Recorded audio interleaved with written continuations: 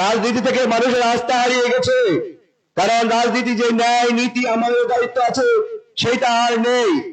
তাই এই পর্যায়ে এই মুহূর্তে আমরা বলতে পারি একমাত্র ইসলামী আন্দোলন হচ্ছে আমাদের আস্থা এবং ইসলামী আন্দোলন হচ্ছে আমাদের একমাত্র ভরসা। ইসলামী আন্দোলন কোন বোধের রাজনীতি করে না, ইসলামী আন্দোলন ত্যাগের রাজনীতি করে। তো তিনবার বুদ্ধিজীবী সমাবেশে এখন বক্তব্য রাখছেন ইসলামী আন্দোলন বাংলাদেশ মনোনীত চট্টগ্রাম 3 আসনের সংসদ সদস্য পদপ্রার্থী জননেতা অধ্যাপক আমজাদ হোসেন। বক্তব্য রাখছেন জননেতা অধ্যাপক আমজাদ হোসেন। আসসালামু আলাইকুম ওয়া রাহমাতুল্লাহি ওয়া বারাকাতুহু। নাহমাদুহু ওয়া নুসাল্লি আলা রাসূলিল কারীম, আম্মা বাদ। আপনারা কি বাংলাদেশের ইসলামী রাষ্ট্র চান? ইসলামকে জয় করতে চান?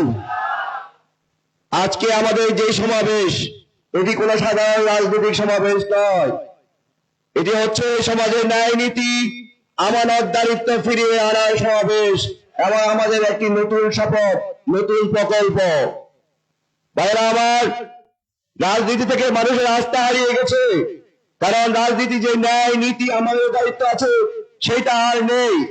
তাই এই পর্যায়ে এই মুহূর্তে আমরা বলতে পারি একমাত্র ইসলামী আন্দোলন হচ্ছে আমাদের আস্থা এবং ইসলামী আন্দোলন হচ্ছে আমাদের একমাত্র ভরসা। ইসলামী আন্দোলন কোন বোধের রাজনীতি করে না, ইসলামী আন্দোলন ত্যাগের রাজনীতি করে। ইসলামিক আন্দোলন কোন ক্ষমতালোভী নয়, ইসলামী আন্দোলন সেবক হতে চায়। ইসলামী আন্দোলন দেশ চায় না, ভোটাধিকার প্রতিষ্ঠিত করতে চায়। তাই এবার আমাদের আর ভুল নয়, আমরা অতীতে অনেক মার্কা দেখেছি, কিন্তু আমাদের ভাগ্যের পরিবর্তন আমরা দেখিনি। এবার এসছে আমাদের ভাগ্য পরিবর্তনের। তাই আপনাদেরকে উদাত্ত আহ্বান করবো, আজকে এই বিশাল সমাজকে বলবো আমরা আর অতীতে নেই কোনো ভুল করবো না। এবার হবে ইসলামী আমাদের একমাত্র পথ।